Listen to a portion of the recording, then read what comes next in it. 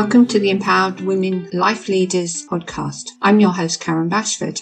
This podcast is for every woman who has ever felt limited by her past, silenced by trauma, or held back by society's expectations. Each week, we will share powerful stories, expert insights, and practical tools to help you become the leader of your own life. We've just entered a new year, and I know I spoke recently about the endings of a year 9, which was 2025 added together. We've now entered a year 1, which is all about new beginnings.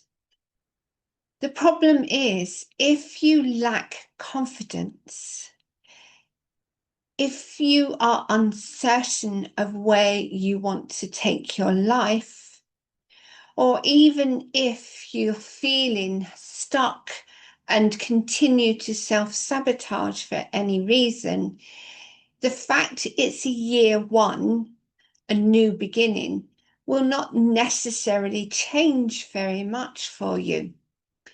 And on the previous podcasts that I shared, I spoke about endings and new beginnings and having that vision, especially utilizing vision boards. So this week, I'm going to be speaking about confidence. The confidence in yourself. The confidence to be able to speak up and say what you need to say, or to take the actions that you've always hesitated to do so. Because as a year 1, there are going to be opportunities that come up for you that perhaps if you're lacking confidence, you will not go for, that you'll hesitate, or you'll think, yes, I'll just wait for a bit longer, and then you'll miss that opportunity. So this week is very much about confidence. So what is confidence? Confidence is having the faith or belief in someone or something, but it's also about being certain about the truth that you hold, that you're capable of doing something. Now, I know from personal experience and from working with clients, for a lot of women, we have experienced a lack of confidence and continue to do so, simply because we're never encouraged to truly know ourselves, to decide what's right for ourselves. We have always followed the rules, the expectations, the behaviors from the past. But that is changing and will continue to change. So if you're lacking confidence, you won't be able to progress perhaps as much as you'd want to, or you could be, or even challenge what people say about women and their behaviors and expectations of women. So confidence is something that I feel is paramount for the women of the world to actually start claiming. And to claim your confidence, there's some steps that you can take, and I have a list of them. I've actually listed 5, but I'm sure there's more. Well, I know there's more, but that's all the time that I will have to speak about them in 30 minutes. It doesn't give me much time to actually share with you how you can help yourself be confident. From my own experience, my confidence outwardly was absolutely perfect. I could do things. I was seen to be confident. But my confidence usually was there because I was something I knew I could do. So when I was working within the bank, I was confident of dealing with clients and making those decisions that said, yes, I'll pay this check, or no, I won't, because I knew what I was doing. It wasn't like that, obviously, when I first started looking at unauthorized overdrafts, or just generally looking at people's accounts. I had to learn, and confidence comes from taking action and learning. So you can learn a skill to give you that confidence. You can learn about yourself, and in learning about yourself, you can understand why you do things the way you do, why you react, why your nervous system is so overloaded, you just can't cope anymore. When you are confident, you make better decisions, you make better choices, you're more inclined to say no rather than yes automatically. You'll stand up for yourself, or you'll say, I'm not prepared to continue like this. Something has to change. And you'll say that to yourself as much as to other people. So confidence is very much about having the faith and trust in yourself to know what's right for you, to take the right actions, and to make the right choices. So how do you repair or rebuild confidence, or even build confidence? Because I know for many women, the lack of confidence has been and continues to be a big issue. So let's start with a very simple, basic question. And I love questions, as you all know, because of sloth or beaver. Sloth basically is the habits, the behaviors, the thought processes, the experiences that you have had that have formed who you are now. Because our past creates our present. So let's ask the question. How confident are you? On a scale of 1 to 10, where 1 is very, very low and 10 is very confident, where are you? And I want you to be honest with yourself. Quite often we have a number when we're asked a question that requires us to provide a number answer, such as the one I've just asked. We have a number just pop into our heads, almost as if somebody's within us going, oh, it's this. So what number did you think of first before you actually thought the number? That's being honest with yourself, accepting that first number. And it might be higher, or it could be lower than you were expecting it to be. We know ourselves far more than we realize. In being willing to let ourselves listen to something that comes in automatically without thinking, we are connecting to our inner knowledge and wisdom about ourselves. So write that number down. What was it, that first number that came in? And what was the number that you actually wanted to say? is there much of a difference between what came in and what you thought? If it's the same, wonderful. If it's higher, or rather, when I say higher, as in the number that came in is higher than the one you thought, there's a reason. Or perhaps you had a number that was lower than what you thought. Perhaps, again, there's something that you need to be more aware of. And I don't like the saying, fake it until you make it.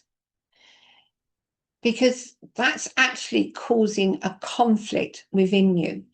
Because, as I said, the first number that came in is the true number.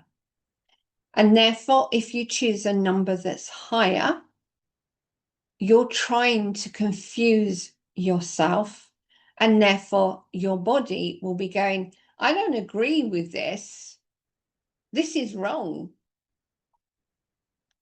And therefore you'll have a conflict within yourself. So you'll self-sabotage. And perhaps you have noticed that you do self-sabotage. Another thing about confidence, as I shared earlier, you can be confident in one area of your life, not necessarily in other areas.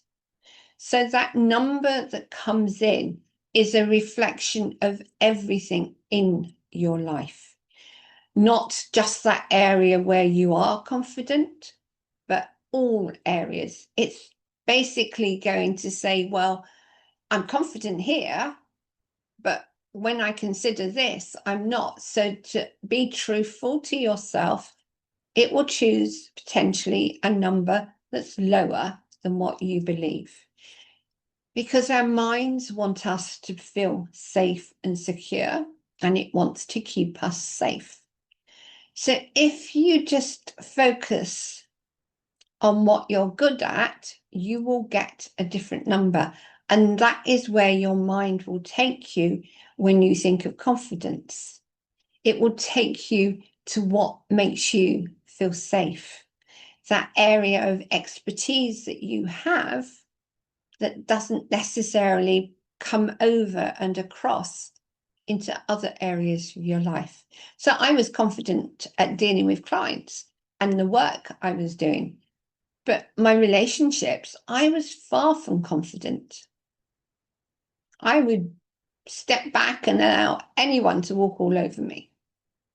That's because I actually lacked that confidence that would allow me to say, no, I'm not prepared to accept this. So now you've got that benchmark, that level that where you really are. So let's look at what you have been confident about previously, because confidence is about having trust in yourself, the faith in yourself to do something. And I know at times I've done things that I would have never thought I was confident enough to do. And I've spoken to clients regularly about situations that they faced that they said, I just did this. I just said no, or I just turned around and said, well, that's not going to work. When normally I wouldn't do.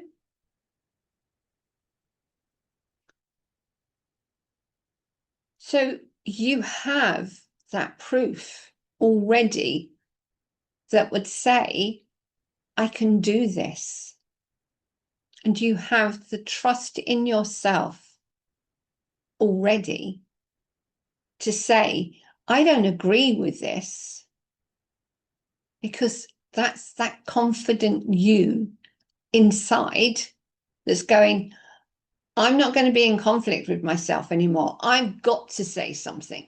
I've got to do something about this. We are automatically pulling one way or other. Our mind and body will be pulling against each other or working together because they're aligned. So when you actually understand that confidence comes from within, you can change so much. So look for the proof. Reflect back on what you've done previously that surprised yourself, that surprised you how resilient you were, how willing you were to speak up, to say something, or actually do something that normally you would have hesitated on. I know I have a friend who absolutely is confident driving down country routes. And in town, she's confident, there's no issues there at all. And yet, you tell her she's got to use a motorway, and her confidence literally plummets. And it becomes worse the less she attempts to go on motorways. And I can understand going on a motorway on your own if you're not confident.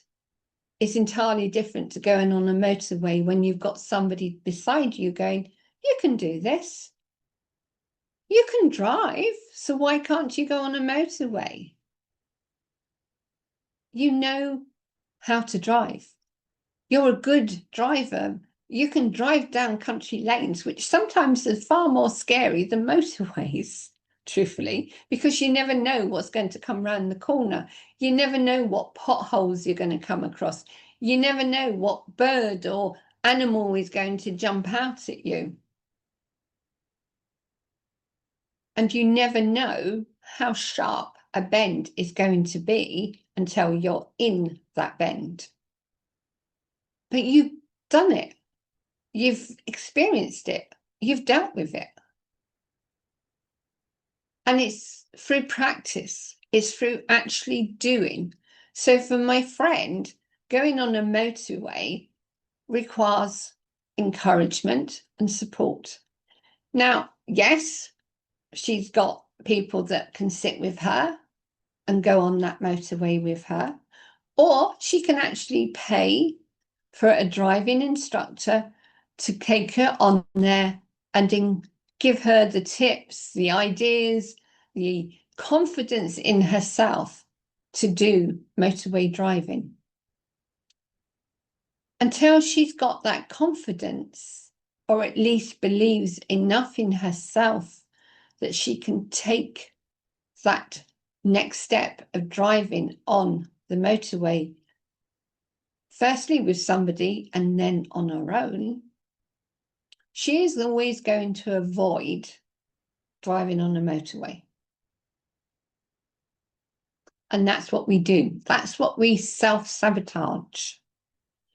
We sabotage because we are not confident in ourselves.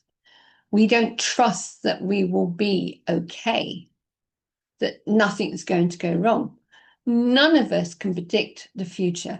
None of us can say that in the next second something isn't going to happen that causes us harm. We can't say categorically that's not the case. But more often than not, that is the case. We are not harmed by the actions we take when we trust ourselves to take those actions. So I want you to look back over your childhood and remember being a child. There were times when, as a child, you would have done something and not thought anything about it. Obviously, you didn't know whether something was going to hurt you or not. And as an adult, we tend to allow our fears to get in the way. So look back at your childhood. What have you done as a child that you can use as a starting point to realize you have that confidence. As I shared earlier, sloth is very much about the beliefs, the behaviors, the habits, the experiences, and the knowledge that you acquired in childhood that you continue to use now. So that would suggest that as a toddler, or when you were first starting to walk, or even as you got older, you did things without fear, without questioning or doubting yourself. You just did them. So there's this inbuilt knowledge already that says you can. So use that as a benchmark for yourself again, to confirm that actually I've done this before. Or as an adult, think of the things that you have done that previously would have worried and made you fearful, made you scared. Perhaps you were talking to yourself and saying, I can't do this, I can't do this, but you still did it. That's proof of your capability that you can do something that scares you, that doesn't settle you in your comfort zone, but takes you outside of it. So I want you to list, when you have the time, some things that you've done as an adult that scared you, but you still did it. I want you to look back at your childhood and when you were a toddler and in junior school and even older. What have you done that scared you, that you weren't comfortable doing, but you still did it? Maybe you had to do it. Maybe it wasn't a case of you had a choice. You had to do it.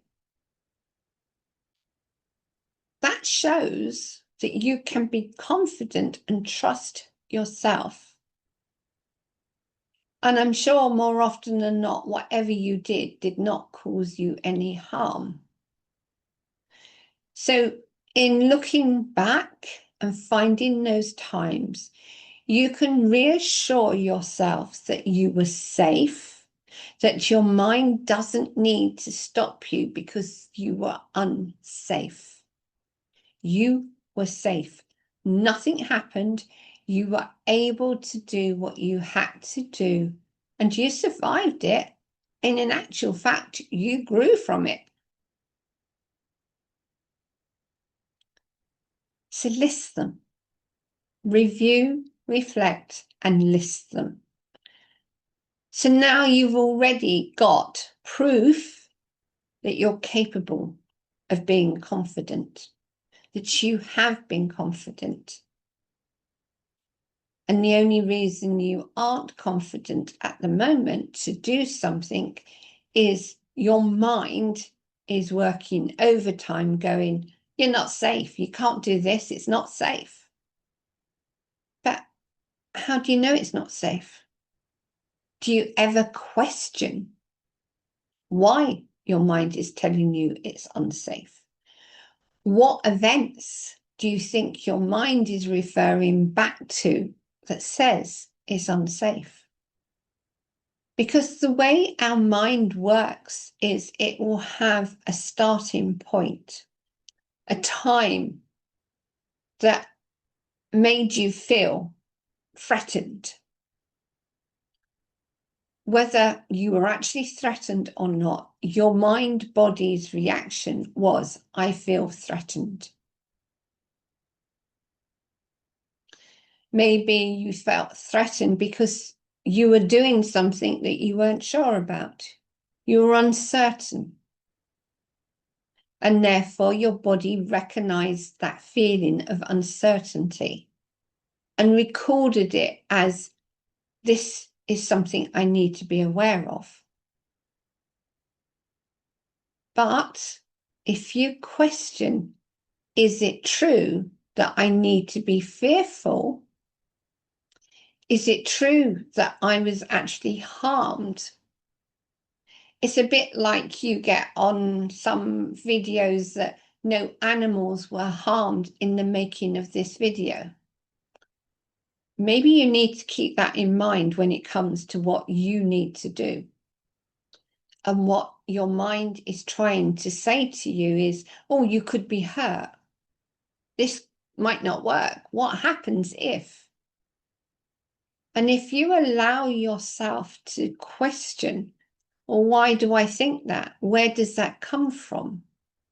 You will begin to realize just how much your mind keeps you stuck, unwilling to take that confident step forward because it's fearful of what might happen, despite the fact it hasn't happened previously. So confidence is an inside job. Definitely. I can remember occasions when I didn't feel confident. I really, really hated doing something. It's not a word I would use often nowadays because to me, hate is such a negative emotion that it's not relevant to most of the things we do in our lives. But as a 16-year-old girl living in the outskirts of London, I was invited to a Christmas do for one of the bank's clients. And I had to meet some of the other staff members in London to go to this event.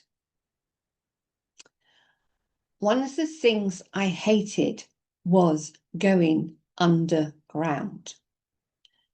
But the only way I could make that event on time was to actually use the underground.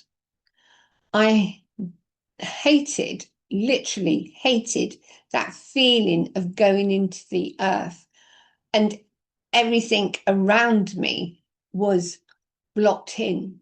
It was like I was being boxed in. I hated that feeling. To me, it was like going into a lift, except it was a lot larger, a lot longer, and took a lot of my confidence to even consider going. But it was the only way I could turn up. Otherwise, I'd let my colleagues down and I would let my manager down who had arranged the invite. But at the time, I didn't realize just how much I really would dislike going onto the tubes. I knew I didn't like closed-in spaces. But to physically go on the tube was something entirely different. Even then, I realized that I had to get past my own fears. So what did I do? As I went down the escalator into the bowels of the earth, as far as I was concerned, I was talking to myself, not out aloud, although sometimes I think I might have done. I was simply saying to myself, cavemen had to do this. They would have had to have gone into the unknown. You have all that wisdom within yourself. You have all that knowledge. Because even as 16 years old, I very much believed in my connection with the universe, due to the fact that I could see ghosts. And even though a teacher told me I couldn't, I still knew I could. Somewhere deep inside me, I knew I had that ability. So why would I not believe that I could be safe if I could see ghosts and everyone else said, no, you can't? So I literally talked myself through that journey, telling myself that if my forefathers could have done this and it wasn't lit, they only had a fire that they couldn't really necessarily know would be enough to take them to wherever they needed to go to explore. Why couldn't I do the tube? And therefore, I would say to you, if you are in a situation where you're feeling fearful, that your mind is saying, I can't, think of something or someone that has done something that perhaps they may not have done if they'd had that choice of doing so. Cavemen and women would have gone into caves simply because they needed that shelter. It gave them protection.